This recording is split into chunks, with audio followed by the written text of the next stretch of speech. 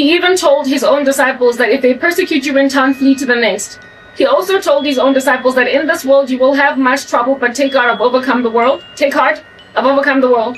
He also told his own disciples that the world is going to hate you. The world hates disciples. They're going to throw you off synagogues. The day's going to come when those who kill you will do so thinking they're doing a service to me. You're going to be despised by all people for my name's sake. When you're that despised until you face prison or even death, persecuted, but not forsaken. Like I read the other day from, was it 1 Corinthians 4? When that's your life, my dear darling, you're never going to even fathom starting a religion that is going to take over a country by force. You can only ever hope that the country will, by influence, see where the religion that you're bringing them as a missionary, a lowly missionary, is coming from. You can only ever hope that they get it. You can only ever hope that they get it. Yes, there have been Christians in history that just did not get this.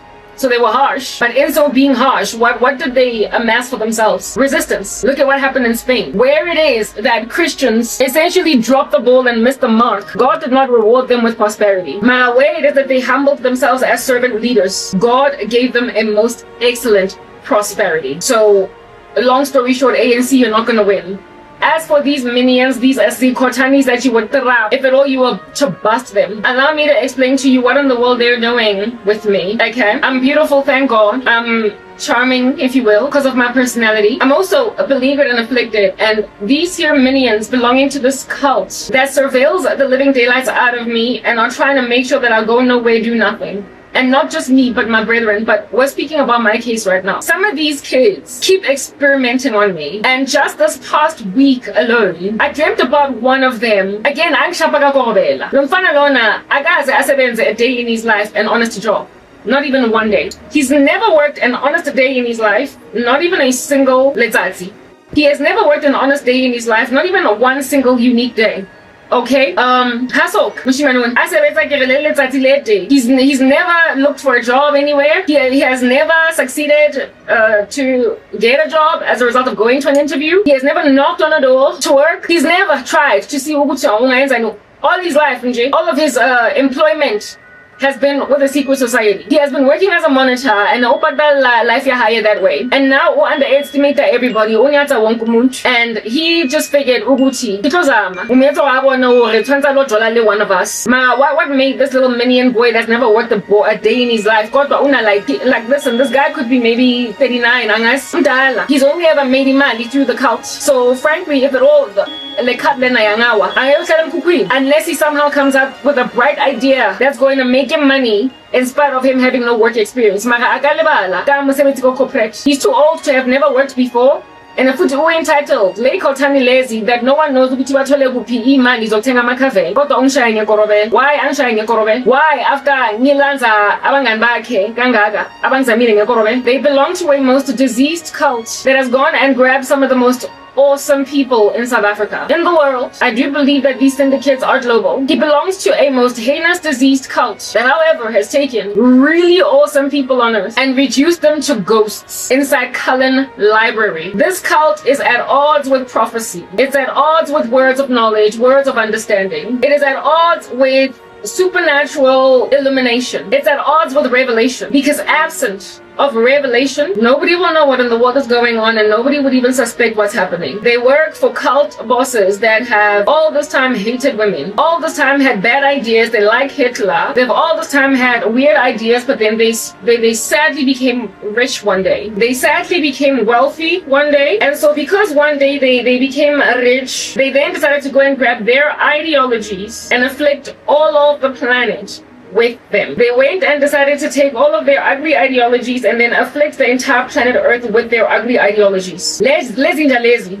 Okay, if you start an underground ugly establishment and it is all clandestine and secretive and it's all hush, and then there is like a rodent that creeps into your secret meetings, and on its body is some contraption that has lost a little mini camera on it, and this rodent is an artificial intelligence rodent, so it's not a real rat, and it's being controlled remotely by some genius in a tent to listen in to meetings of clandestine uglies. This here rodent will roam around because it's an AI rodent. It knows to hide and not so much show itself in front of people. And then it just records and listens for months to conversations between clandestine creepazoids and gets away with it for a cool 6 to 7 months after getting national intelligence from a clandestine creepazoid society. Until one day, some like crazy lady decides to go like, God, and then realize that what is that? Like she's a creepazoid lady, so she be finding things out that nobody else figures out. Here-in-law's a creepazoid lady that's a little too inquisitive for her liking, and a little too sleepy in a meeting to focus on what's being spoken, and so wanders her eye in the room, and then it's like, oh, there is a rat. And then big boys stand up and they're like, oh, we're gonna hit it with a broom, gua gua. Hit it with a broom, gua gua. Hit it with a broom. And then finally, they succeed to corner this rodent and hit it with a broom, but it doesn't die. There's no blood that comes out. Oh my goodness, it's not a rodent. It's electronics. It's an AI rodent. It's not a real rat because when you hit it, it doesn't die. But like when you hit it, it rather goes, it breaks like hardware. Oh my goodness, it's a mole in our organization. It is artificial intelligence here to do no other thing but listen to what we're saying. Once you find one such little rat, and once you find that it's not a real rat, but rather an AI rat, and that it's got a camera on it, you will not only uproot your entire organization and move it somewhere else where these rats can't find you, but you're gonna do everything in your power to find these little rats everywhere where they're at and destroy them all. And then find the people behind the rats and try to kill them all. So as to silence them, so as to make sure that they never ever get this information out. Yeah, well, those rats, those individuals are regarded as rodents, mere rodents, a whole blood-bought, born-again daughters and sons of the living God. And behind them is a God chilling in a tent, otherwise known as heaven. And he has put them as AI rats, but instead of it being artificial intelligence, it's true intelligence, inside rooms of big kahuna, speaking big things about how to strategize over a country.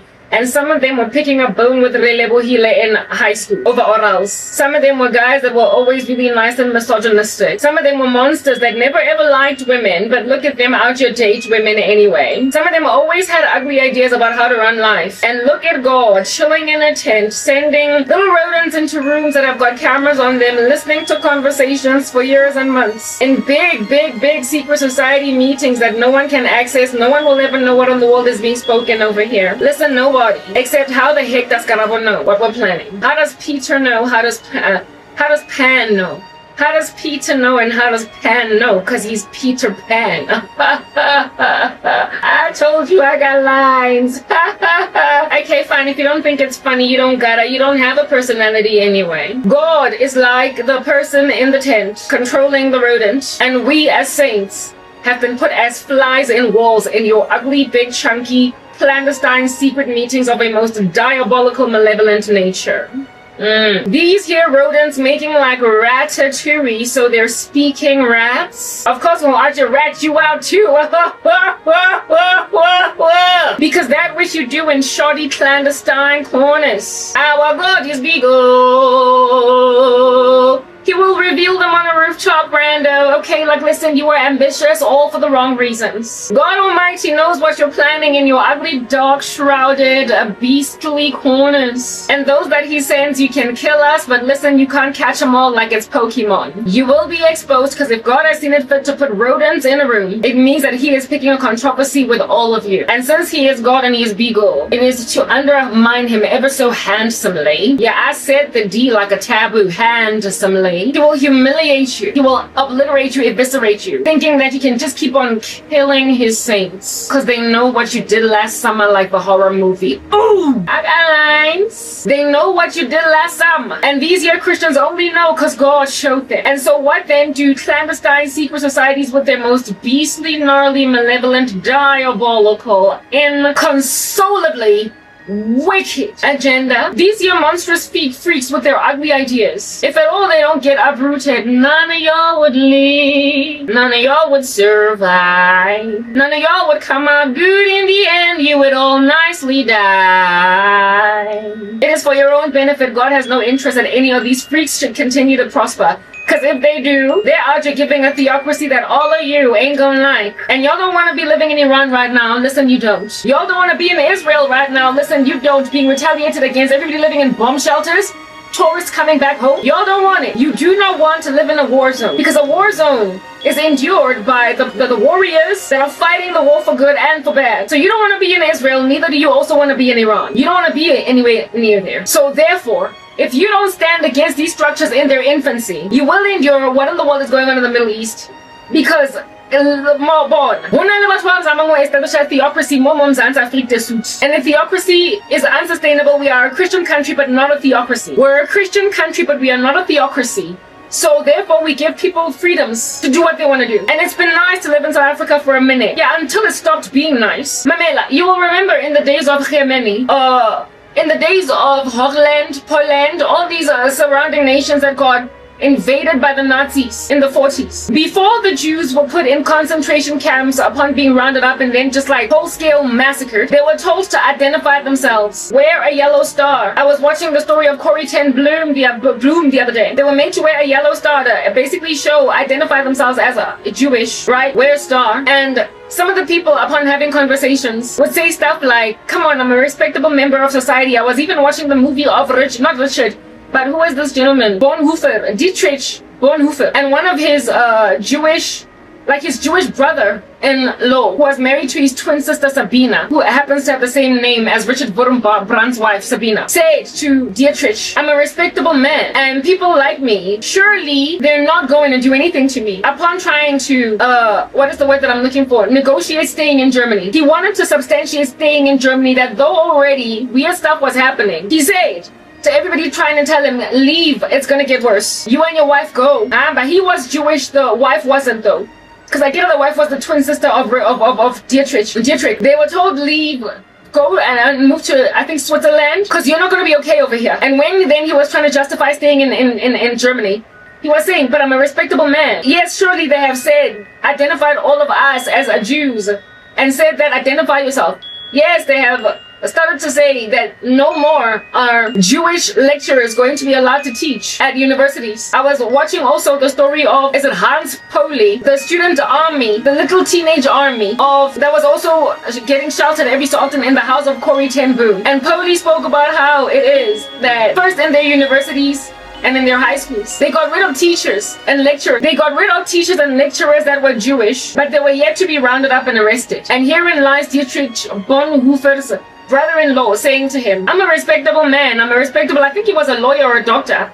Surely they're not going to do anything to me. And they were warned, go, because it's going to get worse, and it did. So in the beginning, you would literally never ever see it coming. You would think, no, not in South Africa. Listen, never. The level of tyranny and oppression that you be out, you're looking at Stalin's Russia. No, not an essay. The level of tyranny that you're looking at Hitler's Germany, not today. Yeah, but first they make you wear like yellow stars. And are there any signs of yellow stars out here rearing their ugly yellow star head in South Africa? It's giving CLM, ugly little gnarly commission, trying to get us to register with the freaking government just to practice religion, and being told that we're dangerous to even be Sunday school teachers that have dreams and visions. Oh, surely in South Africa something like that could never happen. Come on. Yeah, until there's like whole-scale rounding up of Christians thrown in concentration camps, massacred for simply having dreams and simply having visions. Well, honey, I could never ever fathom the day when my liberal democracy that is South Africa would ever do this to my life and ignore my human rights and disregard 11 going on 12 years of my life, ignoring every last human right that I've ever had. Slap bang in the center of the present legislation, they are however changing it by actions. Actions speak louder than words. Remember that song from back in the day? You keep telling me on the telephone. Actions speak louder than words. And what are the actions right now? Look at what's happened to me. I'm smart, right? And I have some legal knowledge, because I studied a little bit of law at Wits, and I also just am very inquisitive in terms of books, like understanding and different reading. I know my rights, and like I said, I have some legal training, not too much. So understand, when I was met with loss of employment at MTN in 2011, given that I was trained how to basically low-key in the beginning of my studies at Wits interpret the law and fight for myself. I became a self-lawyer. I refused to have a representative because I trusted myself most. And I went and I studied the labor law. I went and I researched before I went to the CCMA. If you were to listen to my arbitration, it lingered for hours because it wasn't a cut and dry quick thing to get through, because these people, I was roasting them and chopping them up like there was a stir fry or whatever. My arbitration at the CCMA was a cool like 2.5 to 3 hours. Because I was making like Aaron Brockovich all the day long. I don't have a legal degree, but I done given that fatso of a lawyer from MTN such a run for his money that he kept me running around, spinning on the spot in circles in that room for almost 3 hours, right next to the advocate of the CCMA that was evidently bribed. And in the end, they made a decision that did not make any kind of sense. I won that battle. And I've got the tape. The records are here.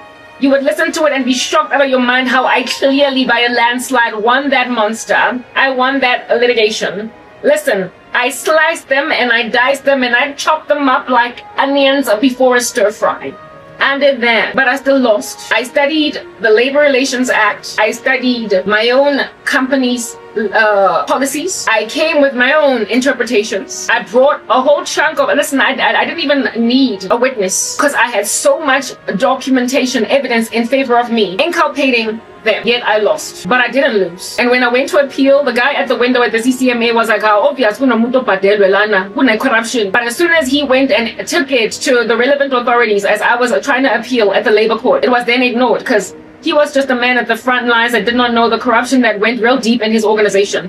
The labor court ignored me. I went even to the legal aid board because I saw that I needed representation this time around, seeing as I was now underestimating my own ability to self-represent, and it was ignored over there too. The labor court did not get back to me, so after the labor court, given that I have, like I said, some legal training, I understood that I could not take this further. I could not appeal further from this point because going here on forward, the only place I can go is literally the Supreme Court of Appeal. And go Supreme Court, they don't just take Pikanin cases. They don't just take little whatevers.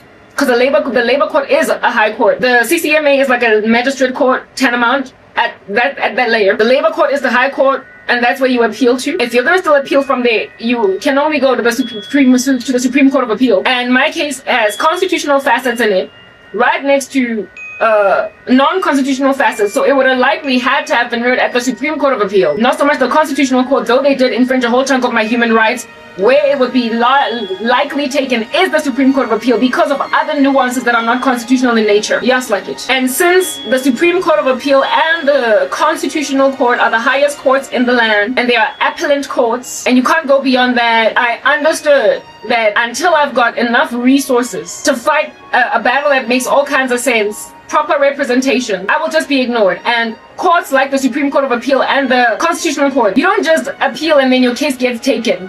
Everybody can go there then on that day. And the Batwala Babizi, they're the highest lawyers in the country, highest judges. Therefore, they choose what they're going to litigate over. They've got a team over there of experts to make a decision. Are we going to take it or are we not? Are we going to take it or are we going to not? And mind you, I'm a little small whatever that's got people getting bribed from here to Timbuktu. They're just going to be like, whatever, this woman car. We're not even going to listen to it at the labor court, not labor court, but at the Supreme Court of Appeal. And if at all they don't listen to me at all, they would highly unlikely even agree to see me. And if at all they don't agree to hear my case at all at the Supreme Court of Appeal, I would never ever get justice. So I made a decision to hunker down, stand back, do nothing until further notice. In the beginning, I wanted to fight, but then as the years progressed, I was like, whatever, Nandaba, me, I just want my husband and my children. I just want to live. I said, Nandaba, when I die, I'll go to heaven, and that's all that matters right now. Yeah, but God showed me that I gotta go fight, and I'm gonna fight. But he is out here amassing for me all this evidence. Because how you gonna go ignore my case when I have been backed up by even international bodies? How you gonna out here abuse me as South Africa on an international platform like YouTube? How you gonna do that?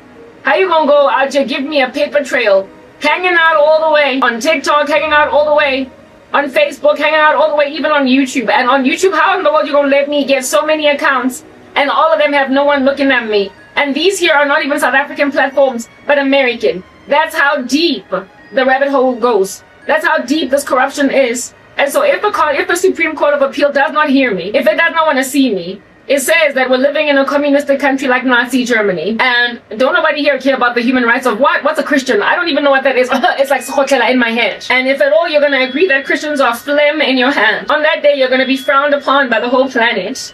And South Africa, you're getting there. Because even your Supreme Court of Appeal would not have listened to me.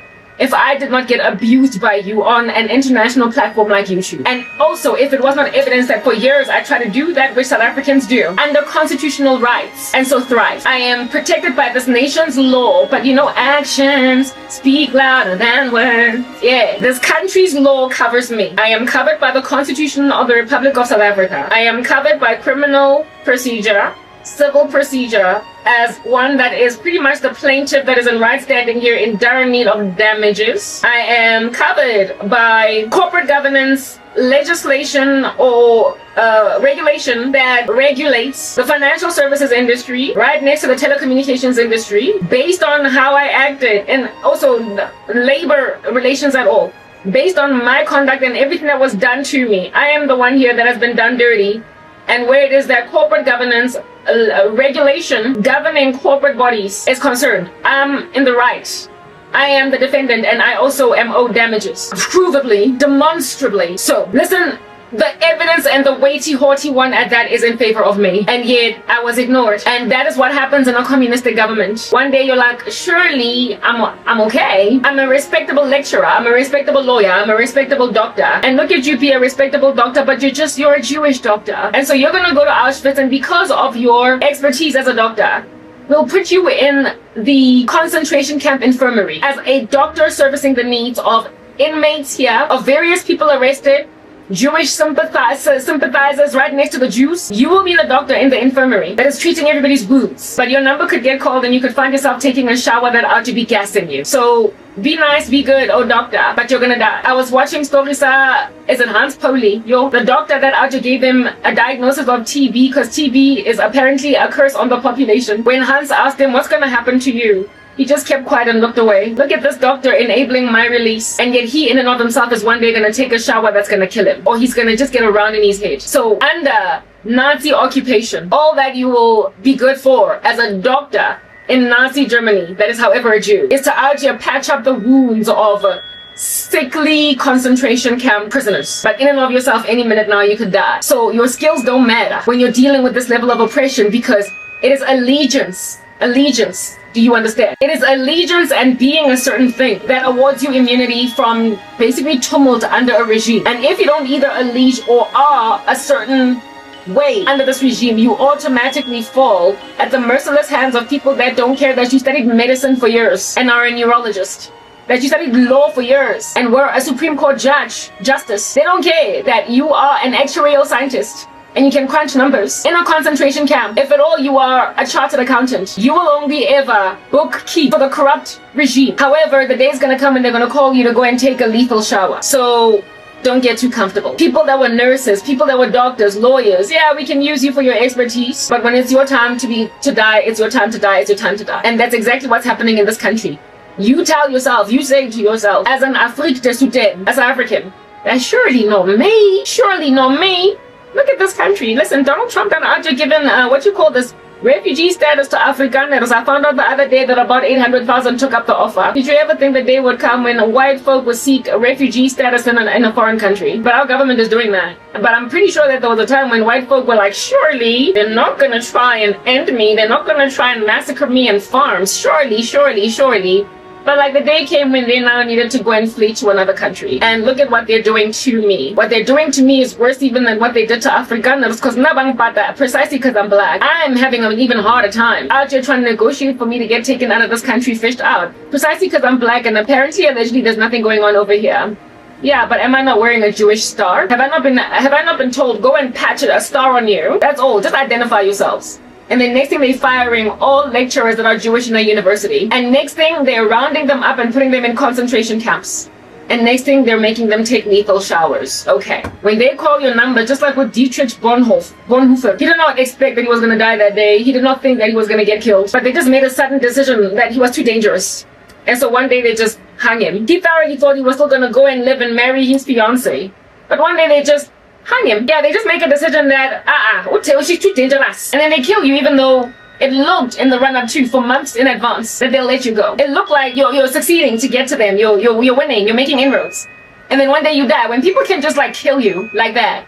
Yeah, when people can just kill you like that in a country where before some structure took over, everybody was good, Everybody was fine, Everybody was doing what they were doing, yo. Hey? And those people that were able to live healthily in the Netherlands, now all of a sudden are being rounded up and killed in Gatibeyenja. You need to basically be able to spot when a terroristic regime is in the infancy of itself. And South Africa, listen, I think it's still in infancy, but it's still in its infancy, that which is happening in this country, but it is advanced enough for it to be dangerous. It is advanced enough. It's been left unfettered. That's why I get it. Those of y'all that are essentially books inside Wharton Reader Library, by the time this thing hails on you like a ton of bricks, you will remember that they went and they put me in a concentration camp 11 years ago. You will remember that they went and they took a Christian that was speaking big things on a rooftop and they just hit her. They buried her. And they've now made her a ghost at Cullen Library. You will remember that you had more than enough time to see this in its hatchlings. You will remember the weird little book that you read from a strange prisoner, the book of which is called Mein Kampf. You will remember. You will remember that you had a cool over a decade to see that some gangrene is metastasizing in this country. And if we don't stop it, nip it in the bud now, it's gonna get real nasty. It's gonna get real nasty. I was marched out of the office at MTN in 2014 with security. And do you want to know what got them suspending me with immediate effect pending disciplinary hearing that could result in me getting fired? Do you know what caused that decision? Yeah, HR. One sunny day in like June, so it was actually kind of cold. You know what did that? My decision to essentially stand against coercion on my person in being corporately responsible, in being ethical. I refused to proliferate something that was evidently unethical according to corporate governance at work. And this here thing, when I stood up against it and I exposed it for what it was, I was suspended with immediate effect pending disciplinary action, the eventual result of which might be dismissal. Okay, essentially I did that which I had a human right to as a South African employee, especially a permanent one in corporate South Africa. I had a right to not only start a union, but lament against unethical behavior in the organization where I was working and expose it. I did what historically would have been regarded as brave and right. But they concerted with each other as executives and got me dismissed pending disciplinary hearing, the end result of which could be dismissal. I was suspended with immediate effect. And in the labor laws of this country, these are the rules. First, you give a written warning, and then you give a second written warning. And if this person just won't straighten up and fly right, then you can essentially suspend them with immediate effect, pending disciplinary hearing, and then get them fired. I did not get all of those 3 steps, all of those 10 steps. I was just immediately suspended and then facing being fired. And the only time that you can immediately dismiss a person or suspend them pending disciplinary hearing and then get them fired, is if they walk in a gross misconduct. The gross misconduct of which is stuff like stealing from work, embezzling funds, stuff like hitting a colleague at work, like physical violence at work, stuff that is just entirely unacceptable. So you could skip first written warning, second written warning, and then get fired. When you walk in such feats as those, you are immediately dismissed if you're going to embezzle company funds. You're not given a first written warning. You can't be trusted. And I was treated like a gross misconductor for essentially standing on my ethics. And this here is proof. This year, there's evidence on it, sorry. And the charge on my little letter of immediate suspension was abuse of the position of trust. I was the one here working in a trustworthy capacity, not trying to throw colleagues under the bus. And I was told that you are suspended with immediate effect pending disciplinary hearing for a gross misconduct of abusing the trust of who? Executives and senior managers that were clandestinely trying to do something freaking nefarious on the ground. And I stood against it for no other reason but the fact that I was a Christian, and I called it out for what it was. And because their ugly little malevolent egos were bruised, they had me fired. Listen, the CEO of the company tried to get me called back, and they fought. They stood even against their own boss. The story is long-winding and it's twisted. I didn't want to get into it, but I'm trying to help you understand Uguti. Actions speak louder than words. Actions speak louder than words. Corporate governance, a schmorporate governance. Regulation, schmegulation. Legislation, schmegulation. It stands for the people, but when a communist regime is rising up, bubbling from the ground like Sekotlela, the first things that you will notice is a comprehensive disregard of present statute that covers the people on the ground. The first thing you will notice is no respect for the Constitution, no respect for criminal or even civil procedure, no respect for innocence, documentation proof, no respect for exculpatory evidence, because it doesn't matter. Because at the end of the day, we're shutting you up. When you have been like stamped with a gag order in spite of the constitution or the country's law standing with you. Those are the beginnings of tyranny.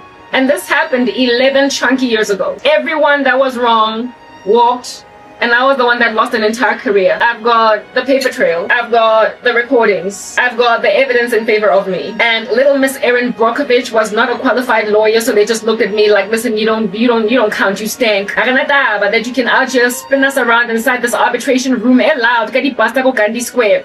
At the CCMA. At the end of the day, after 3 hours of litigation, of arbitration, honey, you're still not even so much fired, but you obviously quit your job. You're not fired, you quit your job. So we can't award you damages, baby, because you quit your job. That was their decision. The end of that litigation was not that I did something deserving dismissal. Their decision was that I quit. Because listen, there was a time when, as a result of what, the way that these people so wreaked havoc in my life, at some point I was like, listen, I resigned then. But MTN declined my resignation. They declined it flat out. They declined my resignation and continued to pay my salary. Months down the line, of which they then mailed me a dismissal letter, essentially firing me after they, by tacit agreement, until they ratified tacitly that I'm not fired from the company by continuing to pay my salary for months. First of all, when you get fired, according to the Labor Relations Act in this country, if you're going to suspend a person pending disciplinary hearing, following which they could eventually end up dismissed, there is a law that within, I believe, 14 days, 2 weeks, they have to appear for a disciplinary hearing in the office. It can't just linger and linger. I was sitting at home for months. Listen, I was walked out of the office with security. Yeah, got security. I was walked out of the office, got security in June. I would ultimately receive a dismissal letter in the mail without disciplinary hearing in November. And from June to November, they were paying my salary. They broke so many laws. So many. I, of course, immediately appealed and went to the CCMA. And the final verdict by the CCMA was that I quit. Running with the resignation I did indeed give them. After all, they did not call me for a disciplinary hearing. I quit. I did. But they refused to take my quitting because they could not... because my case was a legal mess. And so they just rejected my resignation and evidenced tacitly to ratify their rejection of my resignation by continuing to keep me on their payroll. I was still an employed staff member of MTN. They tried to send me a Section 189 letter to make me rock up at work and attend some strange retrenchment ritual, because that's all that it was, but a retrenchment meeting. And I told them, you're breaking the law. I am presently suspended pending disciplinary hearing facing being fired. You can't then make a decision in the middle of all that to retrench me. So I'm not attending your Section 189 meeting. Finish this thing. Finish this thing. Finish what you started. I literally went and told them, finish what you started. Don't try and invite me to a Section 189 meeting so that you can retrench me, because you don't know what to do with me. Finish what you started. And so the Section 189 meetings came and went, and I wasn't retrenched. So finally they just fired me by sending me a letter in the mail. And I got that. I got it. I opened it. I was like, oh, look at that. I've got a dismissal letter. And I took the dismissal letter to the CCMA and I was like, you fired me without cause. I fought for 3 hours with those monstrosities.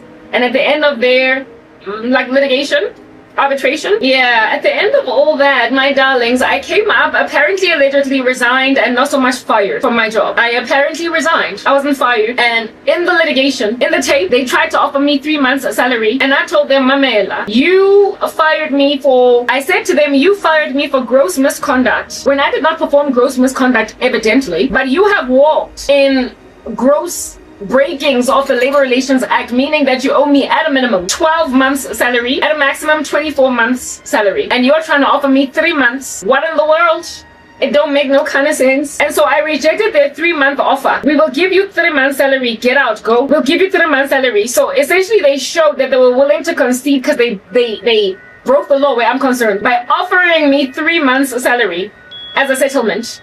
I rejected it. And then at the end of rejecting their 3-month settlement, they then said that I didn't why would you offer somebody a settlement and then say at the end of that litigation that they quit their job? If I quit my job, why are you trying to settle? That's what happened. Listen, all this is on tape. All this is on tape. All of it. Apparently, allegedly, I resigned and so therefore was not entitled to damages for wrongful dismissal at MTN. Okay, so I quit my job, but I'm sitting here in front of you with a dismissal letter. I don't know how we're gonna deal with that. And when I appealed, the guy at the gate, at the little window at the CCMA, was like, obvious, kune corruption, kunomuntu obhadelwe la. Because on dismissal letter, but I still lost, and the case was still ignored, and the labor court didn't even take it up. They would not even litigate. That is South Africa. That is this deep state. And then back then, that I have a spiritual gifting. Back then, there was no knowledge, no understanding about back then, I was not even out just speaking about things I saw in my dreams. Back then, no. It was yet to be a spiritual issue. This year was just, well, it was spiritual indeed, at the back end somewhere, but largely it was just physical misconduct and physical corruption of a crazy country that's doing a weird thing. And look at MTN out to be working with Iran cell. Don't know how they're giving, don't know how they're feeling about their little relationship. Where when you love money so very incredibly much, hey little baboon, when you love money so very incredibly much that you will completely ignore the country's law, on that day you're operating effectively, officially, as a despot that does not care about the law, and you think you can just shut people up who are fighting you. And God has kept me alive all these years, and now they're trying to finish me off, and I'm like, listen, you've been at it. Come here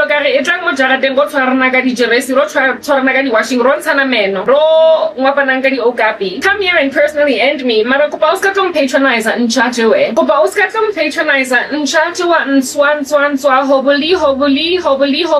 Kupa uska tong patronizer nchacho e ka the attempts to make me commit suicide. Kishogare dran mona long toraga DJ racing tuning. Kamaba tle hatsibo hobane. And for as long as baduti kwa go khala basa batla go tunya, I'm always going to be a threat to these monstrosities. I mind me no I come from heaven and I'm going back. So if at all you want to send me back to heaven, listen, I'm happy to go. And how to show why so for as long as bazambanga zingeni ndabazongi jubola, Ashe mzokhalanje ngibafraza lezi nja lezi ezikanguthi azifrazeki. Amen.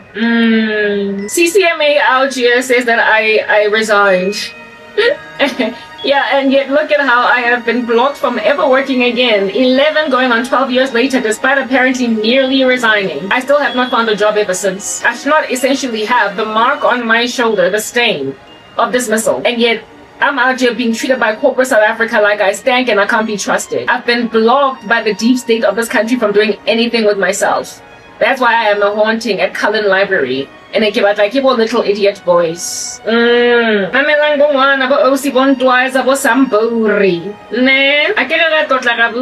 you listening? If not, I cannot CCMA says that I resigned. I'm like, no, I didn't. I have a dismissal document. Labor court ignores me. Labor relations, not labor relations, but legal aid board does not care that I've passed a means test or failed it, because now I don't have a job anymore. I'm a popa, so please represent me. Give me a pro bono lawyer. But my case just like it floated around in the sky, and then I was like, I accept anymore. I'm not fighting, and because now it can only ever go to the Supreme Court of Appeal. So I say I'm not fighting, but look, they're still trying to kill me. All right, Magamamela. I quit. No, I didn't. You fired me. I've got a letter. It's in my face. MTN staff members get shares. MTN staff members got shares. But there are shares that you could only cash in upon resigning from your job, leaving comfortably. If you quit, you get them. And if you die, your family can cash them, stuff like that, right? But if you get fired, you forfeit them. If a company fires you, you forfeit them. Well, MTN claims that I quit, so I should have been able to cash in on shares that were at that time worth hundreds of thousands of rands. As a staff member that I had amassed for myself as at up to that date, I was supposed to, frankly, underwriter of which is Investec, was investing. I was supposed to. Yeah, that's what's giving. I was supposed to be able to cash those in, seeing as you claim that I quit my job. But guess what? The HR at MTN sent to Investec. The code for why it is that I'm no longer with MTN, dismissal. They said that I was dismissed. Yet the CCMA concluded that I quit my job. But according to Investec, I was dismissed, and so therefore I can't cash in on my shares. Oh wow, so to Investec I am fired. But to the CCMA, I quit. Okay, listen, we don't know what we're doing over here. We're either quitting or we're being fired. It's like Schrodinger's cat of employment status. Is she fired or is she dismissed? Is she dismissed or did she quit? Did she resign or is she dismissed? Listen, is the cat alive or is it dead? Listen, it's Schrodinger's cat of employment status. I was out to making like Schrodinger's cat for employment status. Did they fire this girl or did she quit? Like, we don't know. It really depends though. The cat is either alive or it's dead. Quantum physics will have it that for as long as we have not quite yet observed the cat being alive or dead, it's either alive or dead. So listen, it's Schrodinger's cat. Is the cat alive? Is the cat dead? I don't know. I gotta observe it. So what did I observe? I observed that I was unemployed. Why am I unemployed? I'm holding a dismissal letter. So according to Investec, I guess they rightly concluded that I was fired. And that's what I'm running with. But I mean, according to the CCMA, they have yet to make an observation of Schrodinger's cat, but it looks like it's resigned. I don't know, where am I exactly? I need to be placed. Somebody give me a status. I need to know. I don't want to be both things. I can't exist in both constructs. It's not like a drawing for an optical illusion. I can't both be going up a staircase and also be coming down. What have I done? What to do? Am I alive or am I dead? Am I like Mona Lisa? I've got a smile, but I'm sad. Is this, you know, like those paintings with an optical illusion where people are going up a staircase, but the staircase also looks like it's going down?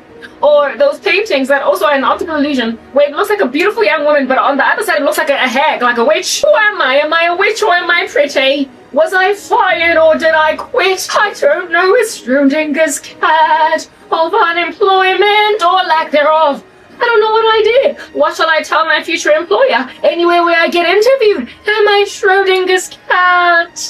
So much so was I Schrodinger's cat that the unemployment insurance fund, look at that, like the cat just can't catch a break. What the matter? Cat got your tongue? Because it's Schrodinger's cat. MTN should be asked when they're being litigated against the cat catch your tongue. But what's the matter? Cat got your tongue? When a lawyer is out asking, did this woman get fired or did she resign? Because according to the unemployment insurance fund, she resigned. But according to Investec, she quit. No, she was fired. According to the underwriter of shares for MTN, she quit. She was dismissed, sorry. But according to the unemployment insurance fund, she resigned. Which is it? And a lawyer be I could just imagine, I could just picture like a really important lawyer with like a suit and a button up to there with a tie. Being on some, ma'am, what is it? Please talk, HR lady at MTN. What's the matter? Cat got your tongue? The Schrodinger's cat get your tongue, lady? Speak, you're under oath. The Schrodinger's cat, otherwise known as Garabos, is again, that's one, eh? Get dismissed, dear lady, or did she resign? What's the matter? Schrodinger's cat got your tongue?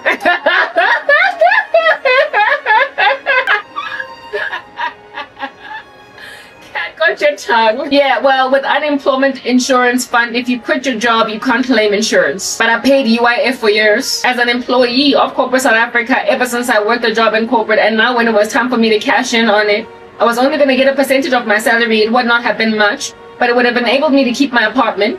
It would have enabled me to pay my groceries, and it would have also enabled me to look for another job comfortably until I find another job. Because I was paying UIF for so many years, and I think I qualified to get paid UIF for about a year. Yeah, I went to the unemployment insurance fund offices, and they were like, sorry, my sister, when you resign from a job, you can't cash UIF. I was literally trying to get money because MTN said that I resigned. I was literally trying to get money because MTN said that I was fired, but now according to UIF, I resigned, so I can't cash UIF. I was trying to make money again to get my shares checked, my shares cashed with Investec, exploiting the fact that they say I resigned, but according to Investec, I was dismissed. So I can't get my shares because there I'm dismissed, oh my goodness. And I also can't get UIF because there I resigned, oh my goodness. So it turns out Schrodinger's cat is indeed just that, both dead and alive. Schrodinger's cat is both resigned and dismissed. It's that optical illusion painting. I was both things. I am literally thoroughly Schrodinger's cat, and the only person that can make an observation as to whether or not I was dismissed or whether or not I resigned would be a court case that would conclude what in the world happened over there. And the court case, I would imagine, would run on facts presented and evidence, and my evidence is that I was dismissed. So I was owed shares by I was dismissed, so I was owed UIF, but I was wrongfully dismissed, so I was owed damages. That's what is the true the true status quo of Schrodinger's cat. I was dismissed wrongfully, and so therefore am owed damages. But look at these people work tooth and nail to ascertain that I never work a day in my life again. So yeah, like Jews in Nazi Germany or even the Netherlands or Poland, where it is that they occupy. The Jews first were made to wear stars. They were first made to just basically live surveilled, and then next thing they're in concentration camps after taking lethal showers. That's what happens when you make a Schrodinger's cat out of a person's employment status. They eventually end up killed by a communistic regime. And in South Africa, ANC, that works closely with MTN of which works also closely with Iran regime, out here taking bribes, taking monies. The gangrene and the dirt that caused what happened to my career is out here destroying very many millions of other South African lives, robbing people of justice, making sure that nobody comes out good. And seeing as I told you that this year makes for true religion and true love, and so therefore true favor in the sight of God, loosing the bonds of wickedness, undoing the stress of the yoke, and setting the oppressed free, taking care of the widow and of the orphans. If at all you rather put people in bonds, and if at all you leave orphans and widows out on a limb, and if you're gonna make a woman a spinster at 41 because she can't even get married because all these bugaboos be so nice and shallow that they can't be out to dating a chick with no job, honey, on that day you've robbed me of a life to live at all, and so therefore are wrong in the sight of God.